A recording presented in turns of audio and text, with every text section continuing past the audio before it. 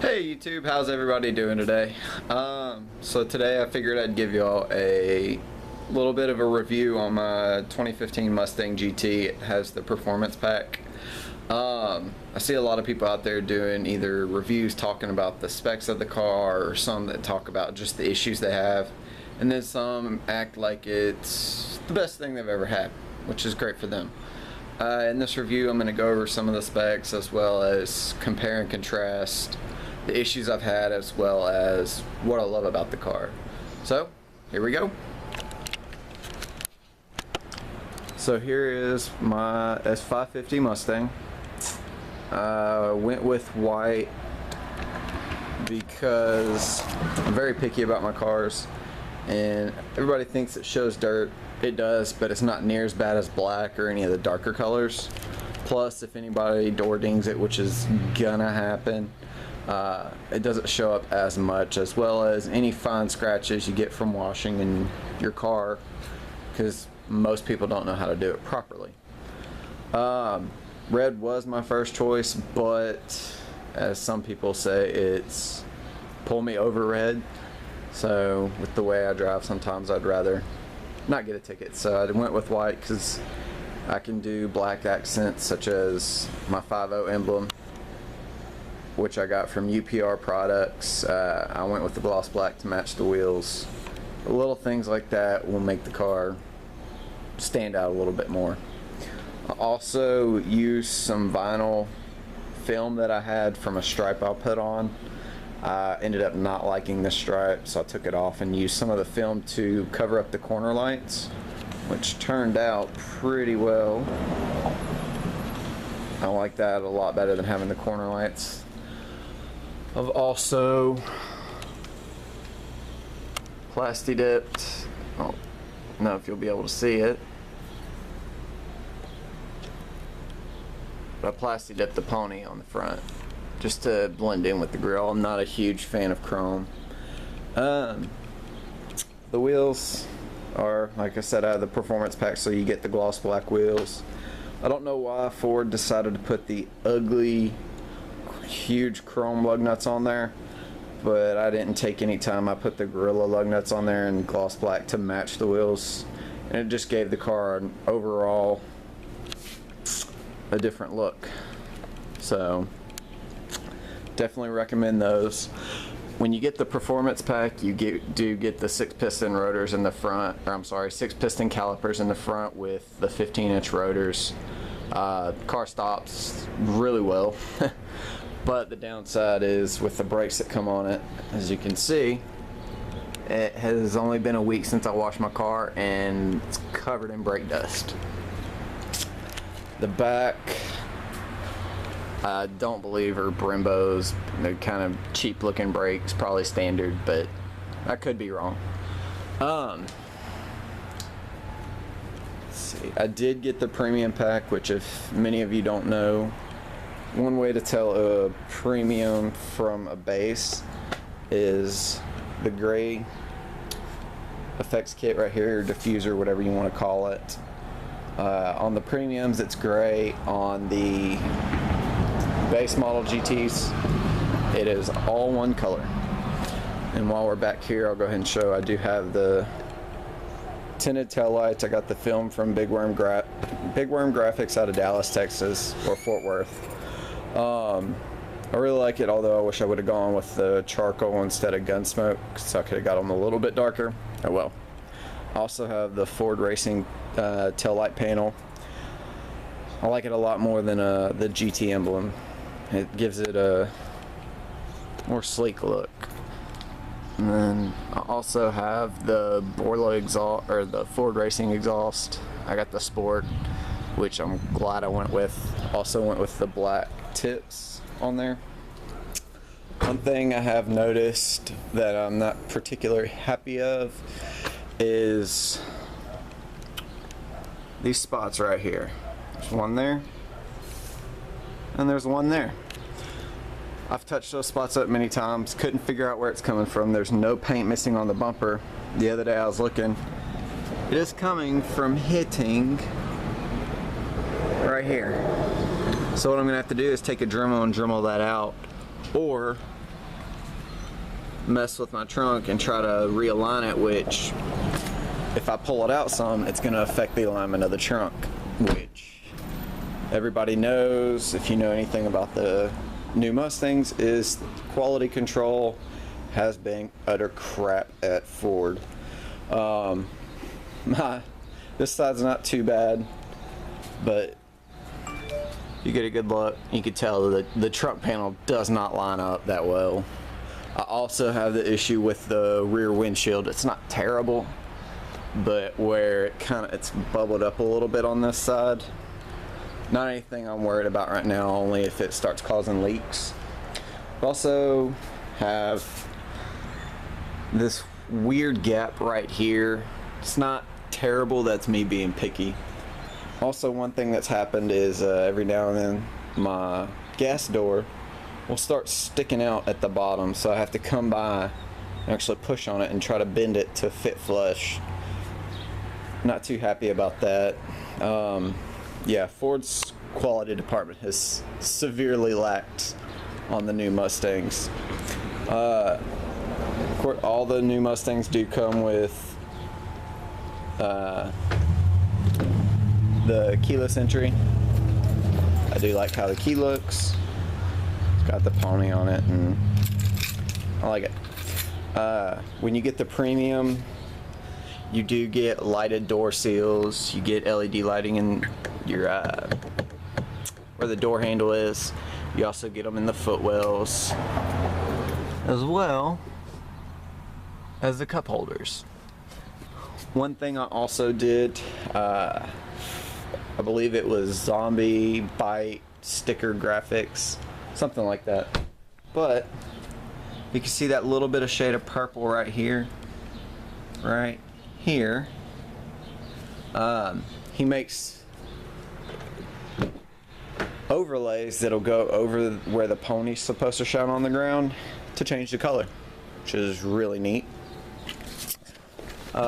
Since I did get the performance pack, it does only come in a manual, which if you're gonna get at least a muscle car, I don't see why you would get anything different. It does have the, I believe it was an 8.5-inch display, probably off on that, I don't remember, not too important. One thing I am mad about is I assume that when you get the in-dash display that you get navigation standard. I found this out the hard way when I picked the car up and went to go home, because I picked my car up about 2.5 hours away and I didn't have GPS. I had my phone, but I don't like using data for that. So, and then Ford quoted me $1,500 because they have to put some kind of module in here for the navigation to work. So I bought a Garmin for $100. A lot better. Does have Sync by Microsoft. My car before this was a 2012 Honda Civic EX. It did have the touch screen and all that, and a lot of people have I've read have issues with the Sync, or the My Touch or whatever. I've had no issues, and compared to my Honda, this blows it out of the water.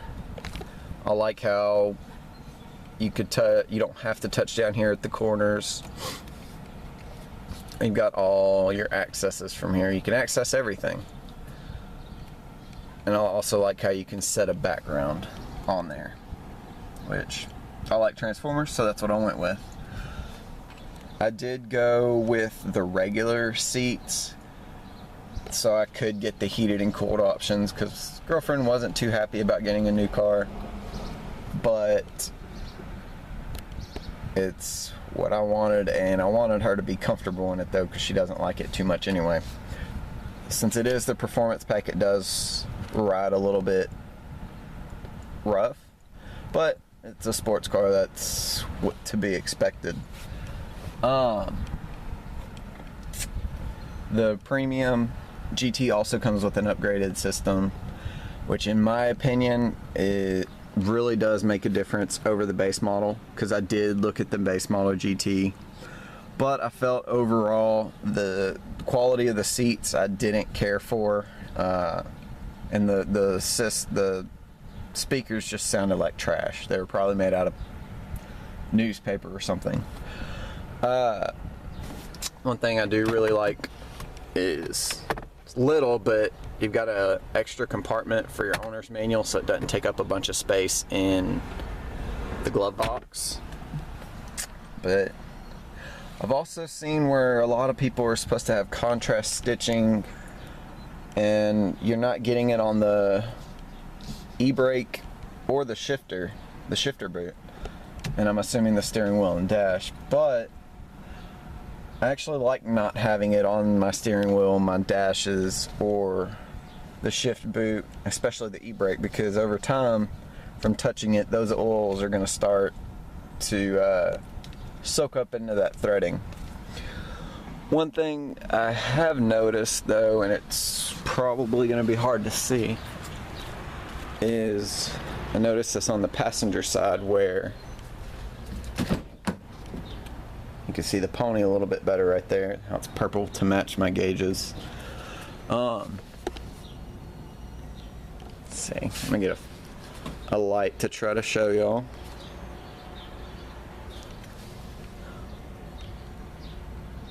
Yeah, that doesn't help. The threading that's supposed to be white, it goes from being white to brown. So the threading was discolored, which it's at the bottom of the seat where no one really is gonna look, but just the tiny things that Ford skipped out on. Another issue I've had is with this light switch and or the trim. It rattles. I think after probably about 300 miles, this started rattling and it just continually got worse. I finally got the headlight switch replaced because I thought that's what it was. Ford replaced it. Well, it's not. It turns out it's this trim, because as soon as it starts doing it, I push that trim in and it stops for a while. So one thing that's very annoying. But one thing I do like with the GT Performance Pack is the engine turned aluminum trim, dash trim up here. I'm trying to think. I know they only have one of the models, it's just normal silver or like a brushed aluminum, but I think they have one more, I'm not sure. But I definitely like this one the most. I do like how you can change your gauge colors, as well as the seal plates or the door seals, how they light up, the cup holders. You can change all those colors to match. You can actually program in your own colors to a certain extent. I do with the premium, another thing you get that you don't get with the base model is the garage buttons, which a lot of people might not care for that, might not even notice it, but it's something I really like because I do have a garage. One thing that's taken some adjusting to is my Honda, all my volume control and audio controls, as well as phone controls, were over here. But it's reversed on this, and my cruise control buttons were over here. I've seen reviews where people do complain about the steering wheel. The steering wheel is comfortable for me. I don't have any issues with it. I like how you can change the weights of your steering. You can, in the premium model, you can also change the driving mode, which is a very cool feature too, as well as these toggle switches. So you have your hazards, traction control, turn it on and off. Your steering weights, you have normal,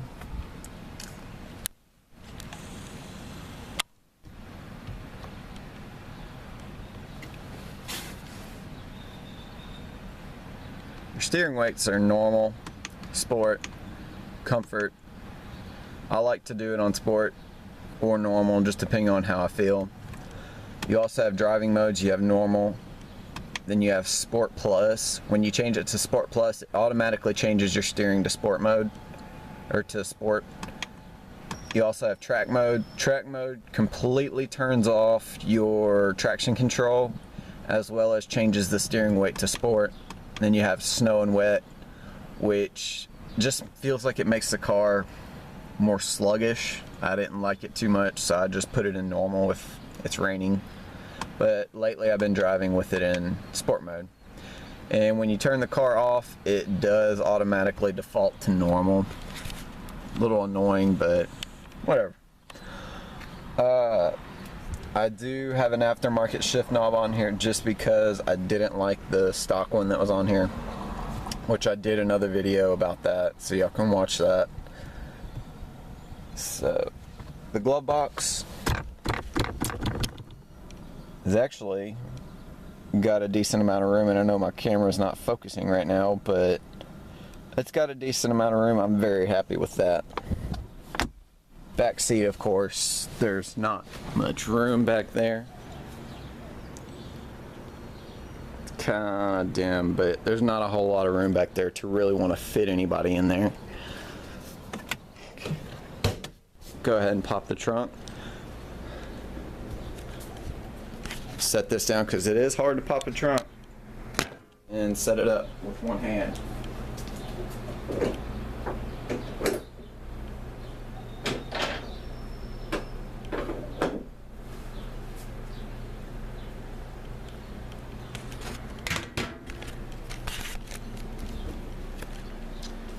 So, of course, I'm sure it's no secret that you do have the 5.5 liter V8. I believe that's 302 cubic inches. I could be wrong. If I'm wrong, correct me. I painted my engine cover as well as the coil covers because I didn't like the stock look. I first painted them white, but I guess the heat, I didn't let it sit long enough. Something happened. I haven't had luck with white paint. It yellowed, so sanded it, repainted them, decided to go with a Ford, I believe it was Cardinal Red. It was just dupe color from AutoZone, or O'Reilly. And I definitely like how that turned out. And I also painted this a black, and then I clear coated everything. Looks a lot better on the engine bay. I also do not understand why Ford felt the need to put a sound tube. It is a complete waste of space, clutters up the engine bay, and serves no purpose. So once I put a cold air intake on there, I'll probably take that out, plug the firewall, put a plug in the firewall, and then also plug where it connects into the intake. I do plan on going with the Air-Aid intake. I just like the look of it more, and I also the JLT, the Steeda, and I believe there was one other brand. They actually leave the filter exposed. Well, you've now got, if you pressure wash your car, it rains really bad, you have the chance, which I know people say it's slim, you still have the chance of the heat extractors allowing water to come into the air filter. I don't want to take that chance, so I'm going with the Air-Aid intake, which closes off the air filter. I'll also be eventually replacing the coolant tank just because it looks ugly and atrocious under here. So that will be getting replaced. I do plan on lowering the car. I plan to lower it using iBox Pro Kit, which I believe is 1.1 in the front and 1 inch in the back. It doesn't need to be much lower. Just enough to get rid of some of that wheel gap. And then I plan on replacing my wheels with the Volson CV5s, I believe is what they were called. Either that or American Muscle has a TR500, I believe. But it's going to be a while. I won't be doing that till I have my first tire change. The Performance Pack wheels are 19 by 9.5 in the back with 275/40 tires on the back. They do come stock with Pirelli P0s, which I will not be putting back on there. The fronts are 19 by 9 with 255/40 tires. So I did mention I had the Ford Racing Borla exhaust. I'm gonna go ahead and start that up and let y'all listen to it.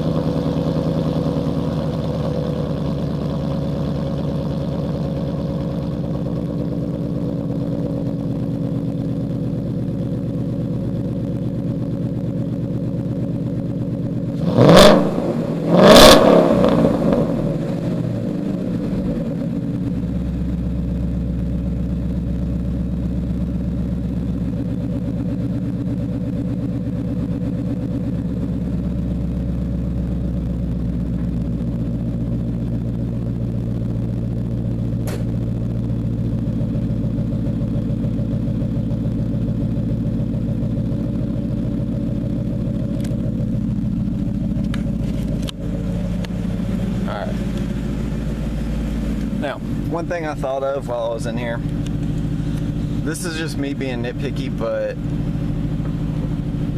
why does the speedometer need to say ground speed? I get it, I don't need anybody telling me about it, but just use MPH like any normal speedometer.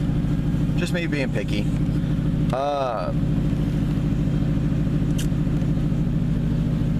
Now, I have had some issues. The first night I picked up my car, I got home about 175 miles on the car, and my rotors, you can't see them now because they're smooth, I had them turned, but my rotors had chatter on them, which, if you don't know what that is, those are grooves actually cutting into the rotor. I took it to a dealership down here. I'm not gonna disclose the name. I'm gonna let their work speak for them, because believe me, it will. The mechanics told me that that was normal in Texas for this time of year. I've been driving since I was 16. Actually, before that, I had my permit when I was 15, and I know enough about cars to where I knew the mechanic was just throwing smoke. Well, they did nothing about that. I did also have a dust shield had apparently come loose and started grinding on the rotor, so I was getting a metal on metal noise. It was terrible. They did fix that, but I had to take it to another dealership about 25 minutes out from where I live, and they turned my rotors, didn't give me any grief about it. They took care of it. They're the ones who are also taking care of the headlight switch, and I'm having another issue on the other side where my brakes, I slow down from 20 to about 10, I get another grinding noise. I understand first year cars, you have issues, but I spent around $38,000 with the exhaust installed on this car. I got a really good deal, which is why I didn't get it from a dealer around here, is because none of them wanted to work with me. I'd have spent about $3,000 to $4,000 more here. But my hood doesn't align. You can run your finger along right here. It's high right here, but then you get about to the middle and it fits perfect how it's supposed to. Run your finger along and it starts to come up some, so it's almost like the hood bows in at the middle, which Ford needs to really step up quality control. If they don't have lean manufacturing or Six Sigma, they really need to invest in it.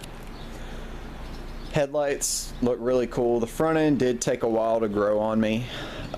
It was the rear end that did it, that I really liked. When I first saw the new Mustangs, I didn't care for them. I actually wanted to hurry up and get a 2014 because the look of them, I still like them more, but it's the interior on these that I really wanted, because I'm going to be in the interior more than the exterior.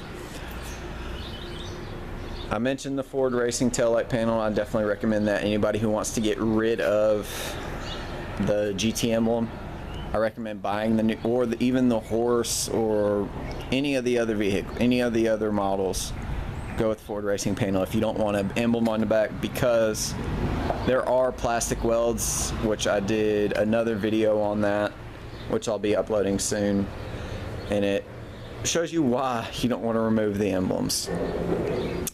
I'm a big fan of Fast and the Furious and Paul Walker, so I have that decal, which is, people will laugh at it.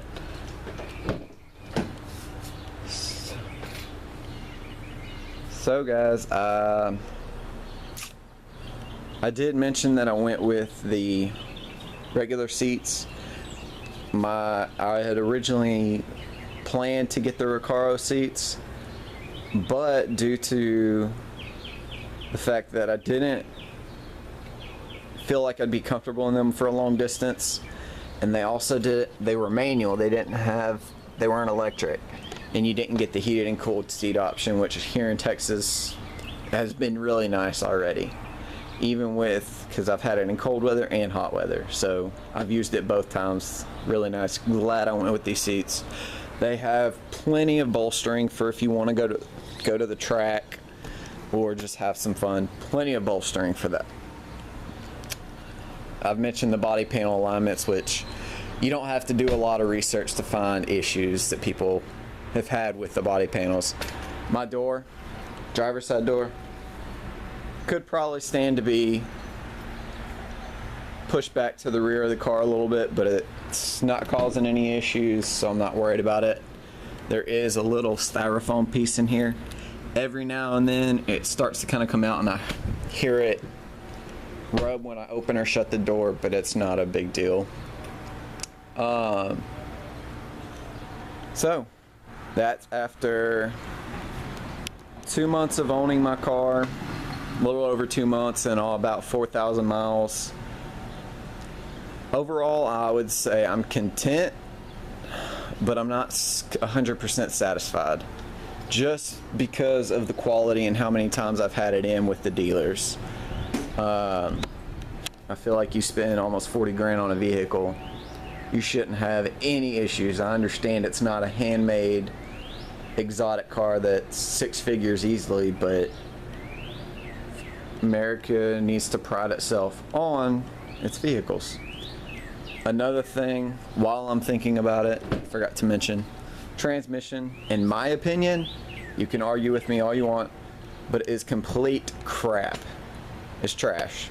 I can't wait to get the extra money and replace it with the Tremec Magnum XL, as I believe what it's called. It's a Tremec transmission. I had one in my 2002 or 2000 WS6 Trans Am. I love that transmission. These are very notchy. The shifter is complete crap, but the transmission, when you go to shift to first, for me in my car, and I know how to drive a standard, this isn't my first, if you don't hold the clutch in for at least 2 to 3 seconds after you stop and you're in neutral going to first, it's going to make a thud. You're going to get that thud noise, and all you have to do is research 2015 Mustang GT transmission thud, or however you want to word it, and you'll come up with, I'm sure, a few reviews about the transmission. But I also get the thud sometimes shift if I'm trying to go fast from first to second, second to third. It'll thud, and it's really notchy. I don't care for the transmission, so I plan on replacing that. I plan on putting a Dynotech aluminum drive shaft in it. I'm probably going to end up doing a Whipple supercharger when the time comes for that, as well as the Air-Aid cold air intake, which I mentioned. I'll be upgrading the cradle and differential bushings, because these cars are bad with wheel hop. The rear ends aren't the best, but I'm going to do complete upgrade of the rear suspension, be replacing the front and rear sway bars with iBox sway bars, and as soon as they have cams available for it, I will be putting a cam in there. Overall, by the time I'm done with this car, I hope to be producing at least 700 horsepower to the rear wheels. I don't plan on doing nitrous, so don't even mention it. It's not going to be a track car specifically for that, so I don't feel comfortable using nitrous. But I'll either do a Whipple supercharger or the Hellion twin turbo kit. Haven't 100% decided, but I still have plenty of time to do that. So if anyone has any questions, leave a comment. And this is the first of many videos, so subscribe to keep up with updates as well as new reviews on different vehicles. Any questions, leave a comment. Y'all have a good day.